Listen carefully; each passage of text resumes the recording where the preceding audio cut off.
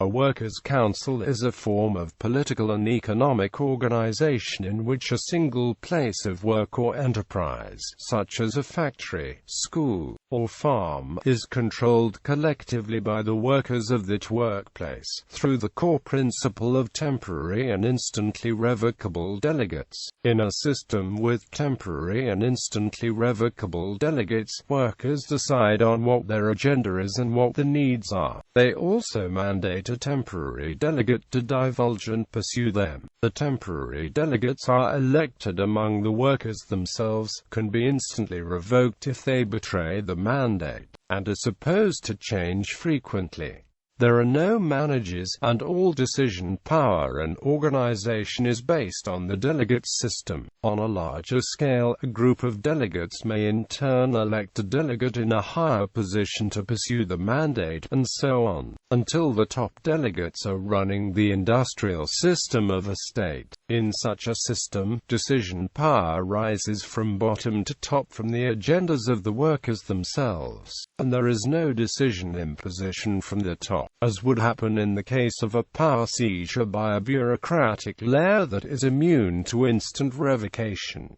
Historical examples. Several times in modern history, the idea of workers' councils has been attributed to similar forms of organization, although in most cases the workers didn't actually have full power control and were subdued to some external authority. Examples include Russia in 1905 and 1917, where councils were called Soviets, Germany during 1918, Poland in 1905, 1918 and 1956, Turin, Italy during 1919-1920, rural Ireland during 1920-1921, China during 1926-1927, Spain during 1936, Hungary during 1919 and 1956, France during 1871 and 1968, Chile in 1973, Iran during 1978-1979. Despite Lenin's declarations that the workers must demand the immediate establishment of genuine control, to be exercised by the workers themselves, on May 30 the Menshevik Minister of Labor, Skobelev, pledged to not give the control of industry to the workers but instead to the state. The transfer of enterprises into the hands of the people will not at the present time assist the revolution. The regulation and control of industry is not a matter for a particular class.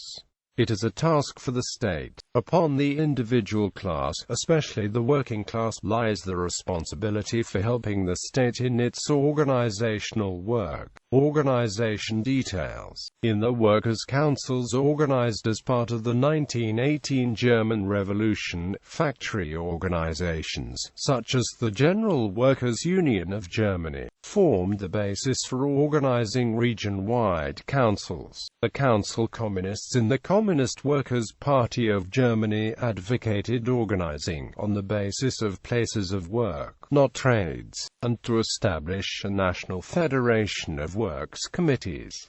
Councils operate on the principle of recallable delegates. This means that elected delegates may be recalled at any time through a vote in a form of impeachment. Recall of management committee members, specialist professionals such as engineers, and delegates to higher councils was observed in the Central Workers' Council of Greater Budapest during 1956, where delegates were removed for industrial, organizational, and political reasons. Workers' councils combine to elect higher bodies for coordinating between one another. This means that the upper councils are not superior to the lower councils, but are instead built from and operated by them. The National Council would therefore have delegates from every city in the country. The nature means that workers' councils do away with traditional centralized governments and instead give power indirectly to the people. This type of democratic order is called council democracy. The Central Workers' Council of Greater Budapest occupied this role in the Hungarian Revolution of 1956, between late October and early January 1957, where it grew out of local factory committees,